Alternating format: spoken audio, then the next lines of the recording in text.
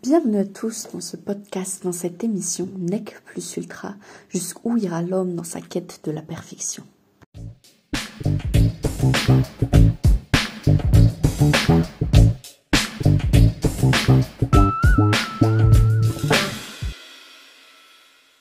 Bonjour à tous. Aujourd'hui, je voulais vous parler de la perfection de l'homme. C'est ce qu'elle dit Nec plus ultra, jusqu'où ira l'homme dans sa quête de la perfection. Nec plus ultra qui veut dire rien au-delà et qui évoque directement la perfection puisque quand on arriverait à la perfection, il n'aurait rien au-delà. C'est la dernière barrière. Et jusqu'où ira l'homme dans sa quête de la perfection ? Puisque c'est une quête, l'homme cherche la perfection. Que ça soit par exemple en cours, en tant qu'élève, on cherche à atteindre la perfection, on cherche à atteindre le maximum. Et dans d'autres domaines aussi, dans des domaines par exemple plus scientifiques, l'homme a toujours eu ce désir de connaissance de son environnement, connaissance du monde. Par exemple, les mathématiciens cherchent à se rapprocher au maximum de l'infini. Les astrophysiciens essaient de découvrir ce qui est au-delà de l'invisible, ce qu'il y a dans l'espace. Mais moi, je voudrais parler aujourd'hui de ce qu'un homme normal, lambda, ou un homme en tout cas à son état le plus naturel cherche. L'homme a besoin d'amour. L'amour, c'est essentiel dans notre société. L'amour est central. La plupart des gens sont en quête de ce qu'on appelle le grand amour, l'amour parfait. Et justement, cette perfection, l'homme essaie de la chercher. Du coup, plus que jusqu'où ira l'homme dans sa quête de la perfection, on parlera aussi de jusqu'où ira l'homme et comment fait-il pour atteindre la perfection dans l'amour, pour atteindre l'amour parfait.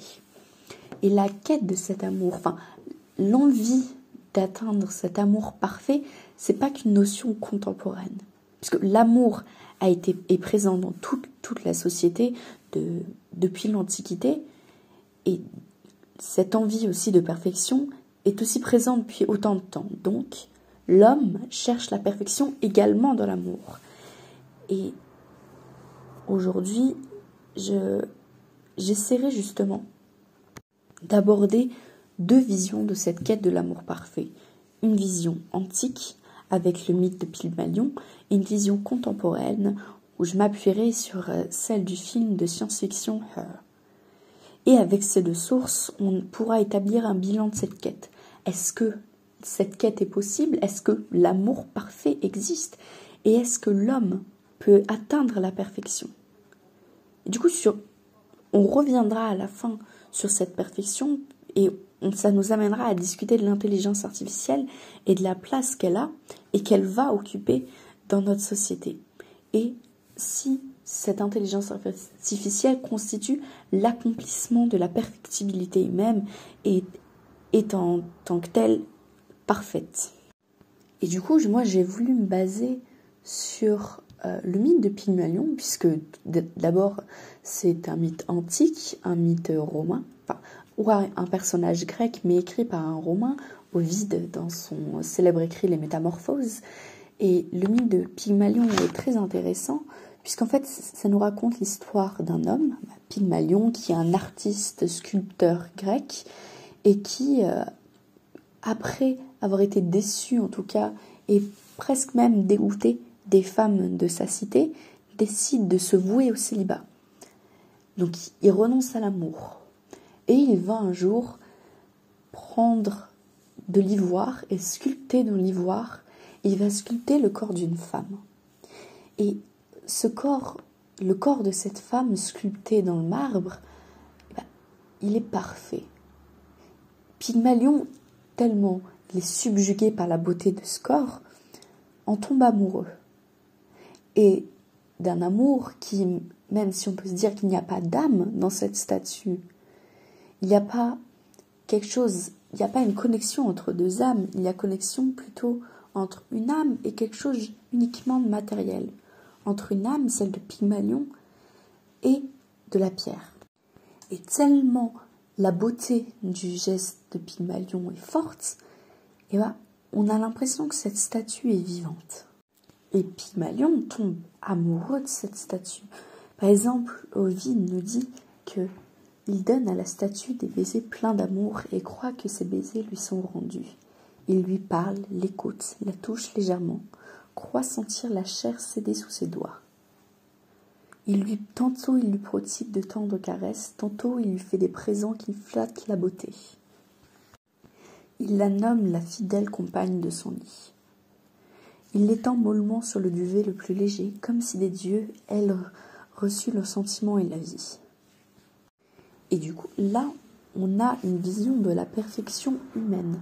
En tout cas, dans cette statue, c'est l'être parfait. Mais on voit qu'il reste un obstacle à l'amour.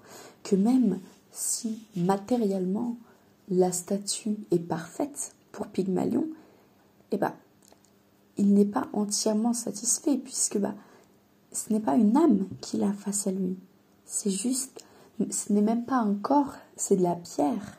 Et même s'il en tombe éperdument amoureux, il manque quelque chose pour que cet amour soit parfait. Et la suite du mythe est celle qu'à un moment, Aphrodite, enfin Vénus, va connaître le désir de Pygmalion, le désir qu'il a envers cette statue et le désir qu'il a de la voir vivante, de la voir avec une âme. Et elle va donner lieu à ce désir. Et d'un coup, Galatée, c'est comme ça que Pygmalion avait nommé la statue, Galatée va prendre vie. Et là, leur amour va pouvoir être accompli. Il va pouvoir être enfin parfait. Sauf que la perfection, là, ne vient pas de l'homme. Elle ne vient pas de Pygmalion directement. Il y a dû avoir une intervention divine. Et du coup, on voit que, dans ce cas-là, l'amour parfait n'existe pas. La perfection pour l'homme est impossible. Il y a des limites, en tout cas dans ce mythe, qu'il ne peut pas dépasser, puisque on voit qu'il y a besoin d'une intervention divine. Et ça renvoie à une notion grecque, l'hubris, qui condamne, enfin une notion, une théorie même, qui condamne les hommes qui essaient de se prendre pour Dieu. Parce que la perfection, selon les Grecs et selon les croyants, ne vient que de Dieu. C'est Dieu qui a créé le monde. C'est Dieu l'être parfait. Du coup, il n'y a que lui qui crée la perfection. Et un homme qui essaierait de refaire ce que fait Dieu serait un homme non pas maudit, mais un homme, mais justement, avec de l'hubris. Et l'hubris, c'est très mal vu chez les Grecs. Et aujourd'hui, on voit que l'homme essaie d'atteindre la perfection. Et l'homme, peut-être même, on peut dire, essaie de se prendre pour Dieu. Et c'est par exemple ce qu'on voit dans le film Her. Donc c'est un film de Joaquin Phoenix, dans lequel Joaquin Phoenix interprète le personnage principal, un film de Spike Jonze, sorti en 2014 et qui est considéré aujourd'hui comme on dit film dramatique, romantique de science-fiction. Alors, drame, la romance, la science-fiction, puisqu'en fait, c'est dans un monde où des hommes, enfin en tout cas des ingénieurs ont inventé une intelligence artificielle qui va pouvoir apprendre, parce que l'intelligence artificielle est auto-apprenante, et qui va essayer de créer des liens avec des hommes. Et, enfin, des hommes au sens général. Et cette intelligence artificielle est conçue pour s'adapter, pour évoluer en fonction de la personne avec qui elle discute.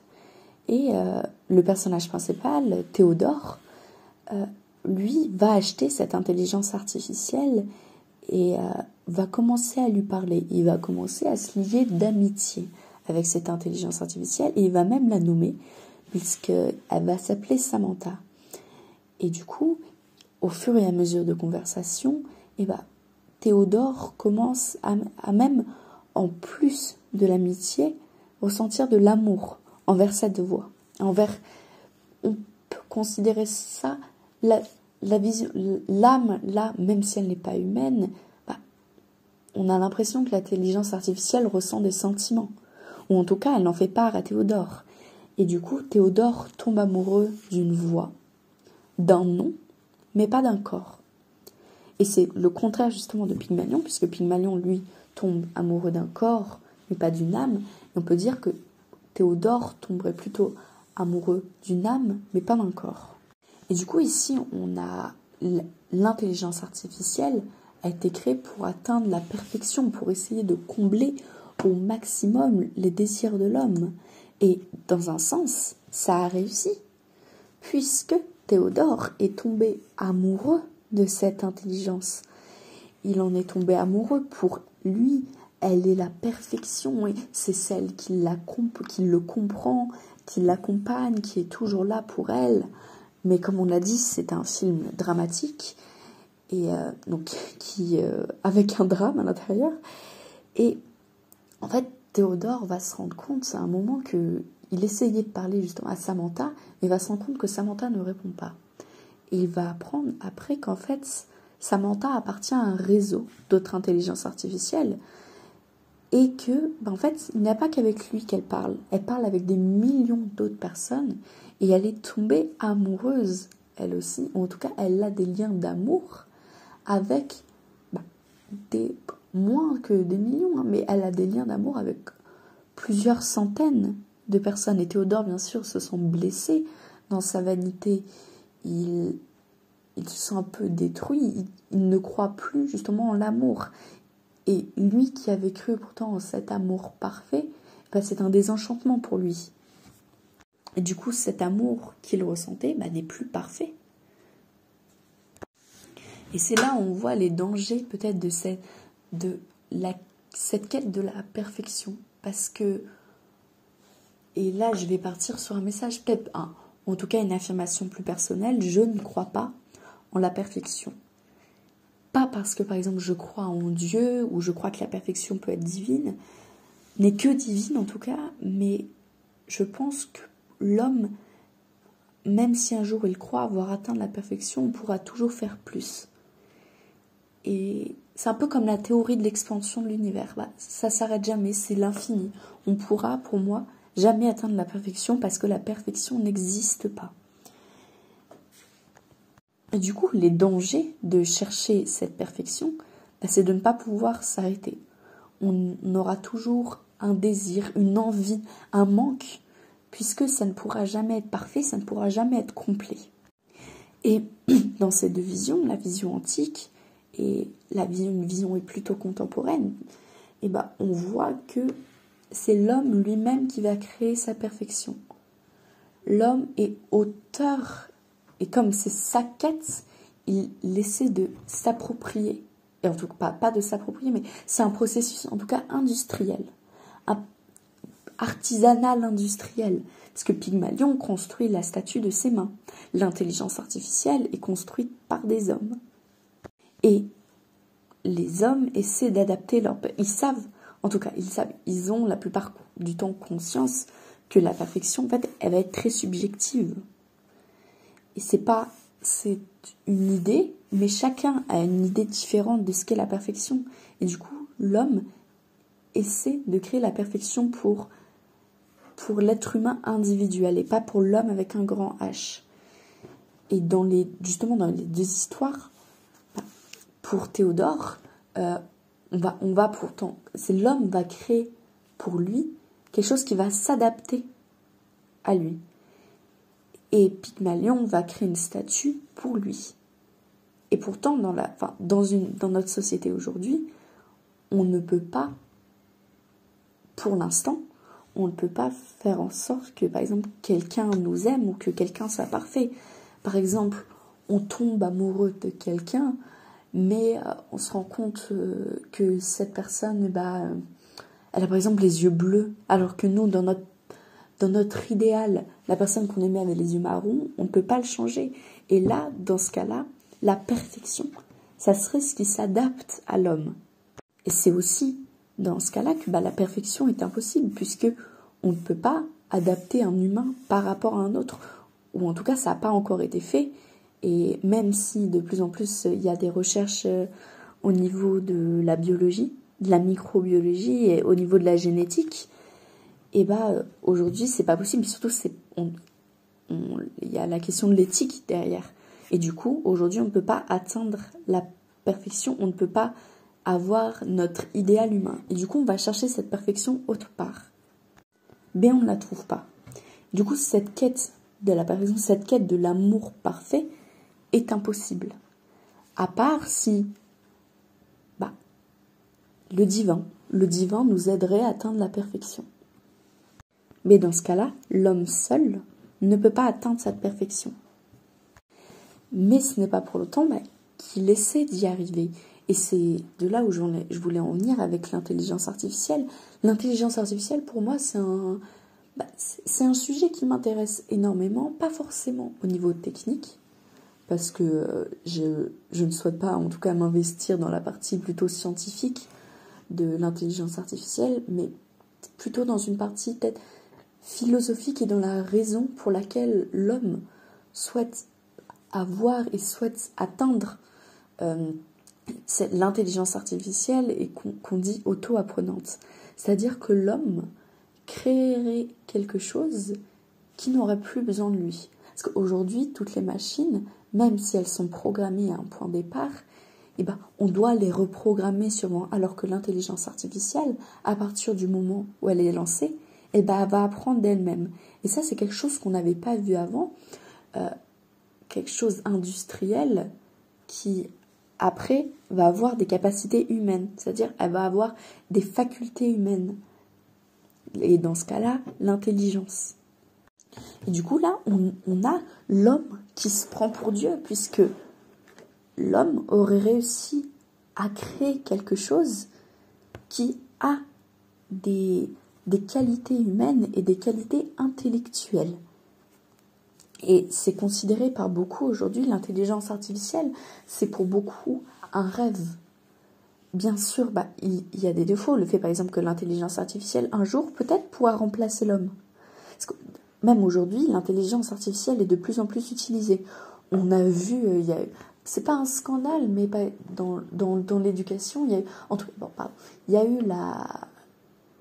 une nouvelle intelligence qui s'appelle ChatGPT, qui répondrait à nos questions. On lui pose une question, elle nous ferait une réponse développée. Et ça a été utilisé par exemple par des élèves qui mettaient leur sujet de dissertation et l'intelligence artificielle leur rendait leur sujet de dissertation, leur dissertation totalement rédigée. Et du coup, on a là l'intelligence artificielle avec des qualités intellectuelles. Et on se dit, l'intelligence artificielle va dépasser l'homme et dépassera sûrement l'homme, puisque comme elle est auto-apprenante, elle va plus avoir besoin de l'homme, elle va s'en séparer, et un jour, sûrement, la dépassera-t-elle. Et du coup, est-ce que l'homme doit continuer dans cette direction, à peut-être innover dans l'intelligence artificielle? Je ne pense pas, parce que je pense qu'un jour, oui, l'homme se fera rattraper par ses créations. Et même qu'il pense ici avoir créé la perfection, et que en fait, elle ne sera jamais atteinte. Et ça sera même pas l'homme qui sera parfait, mais ce qu'il a créé. Et du coup, si on suit l'exemple du film Her, dans lequel c'est une intelligence artificielle, la place qu'elle aura dans notre société, ça sera une place auquel peut-être on ne veut pas la voir, puisqu'elle dominera nos vies. Quand on voit l'impact, par exemple, de Samantha, du coup, l'intelligence artificielle sur la vie de Théodore, on est face à quelque chose vraiment d'immatériel qui quasiment détruit la vie d'un humain. Et je trouve qu'aujourd'hui, beaucoup idéalisent l'intelligence artificielle justement comme l'accomplissement de la perfectibilité humaine, alors que pourtant, on connaît ses vices. Et beaucoup de scientifiques ont dit que oui, l'intelligence artificielle n'a pas forcément sa place dans la société, ou si elle a sa place dans la société, il faut la contrôler. Et pour finir, du coup, on va on y a répondu au fil de cette émission, mais à la question qu'on s'était posée, la quête de l'amour parfait est-elle possible? Eh bien non, puisque l'homme ne peut pas créer la perfection, puisque lui-même s'imposera toujours un niveau plus élevé. Donc l'homme seul peut-il atteindre la perfection, du coup seul dans le sens unique, eh bien, seul dans le sens, pas à plusieurs, eh bien non, puisque on voit par exemple dans le mythe de Pygmalion que la seule manière dont l'homme a eu d'atteindre la perfection, c'était avec une aide divine. Et donc, que ça soit à l'Antiquité ou aujourd'hui, l'accomplissement de la perfection de l'homme seul est impossible.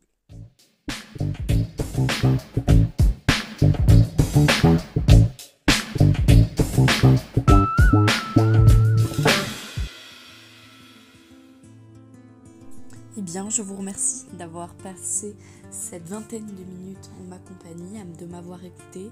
C'est pour moi le dernier projet portfolio de ma scolarité, ou en tout cas en latin. Et un de ceux en tout cas qui m'a le plus plu à réaliser. D'année en année, ça me plaît de plus en plus. Mais celui-là particulièrement, puisque c'était un sujet qui mélangeait à la fois philosophie, à la fois du coup une vision d'une même idée, et j'ai particulièrement apprécié le faire. Donc encore merci de m'avoir écouté, bonne fin de journée, bonne fin de soirée, bonne journée, bonne fin de matinée, et peut-être à la prochaine.